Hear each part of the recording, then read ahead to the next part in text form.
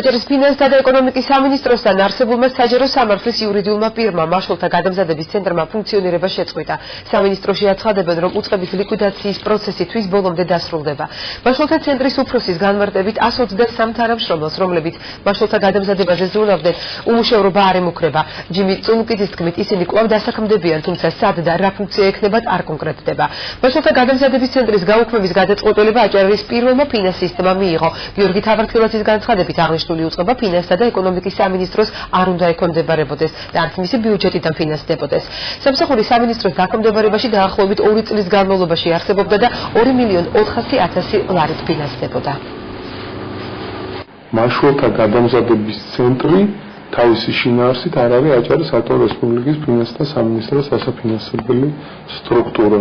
ჩვენგან საჯარო სამართლის იურიდიული პირი მაშულთა გადამზადების ცენტრის ლიკვიდაცია მოხდება. ამ ადამიანებს, ვინც იქ მუშაობდა, ერთი თვის ანაზღაურებას მიიღებენ, იმიტომ რომ შრომის კანონმდებლობას არ დავარღვევთ, ჩვენ და კანონს პირველ რიგში დავიცავთ. რაც შეეხება მათ შემდგომ დასაქმებას, ამს უკვე იზრუნებს სხვა სტრუქტურები. ისი ფუნქცია რა სტრუქტურებში შეიძლება ეს ადამიანები მოხდეს. ცენტრი როგორც ცენტრი დიდი ხანი არ არსებობს, 2 წელი არცა მაგე. მაგრამ მანამდე იყო წყალზე სამაშველო და გაიყო ეს წყალზე სამაშველოს ბაზაზე შეიქმნა 2 სამსახური. მაშველების გადამზადების ცენტრი იყო. ყველანაირი მაშველები ყავდა ჩვენ. ჩემი ინფორმაციით კი არა, ყველა დასაქმებული არის და იქნება.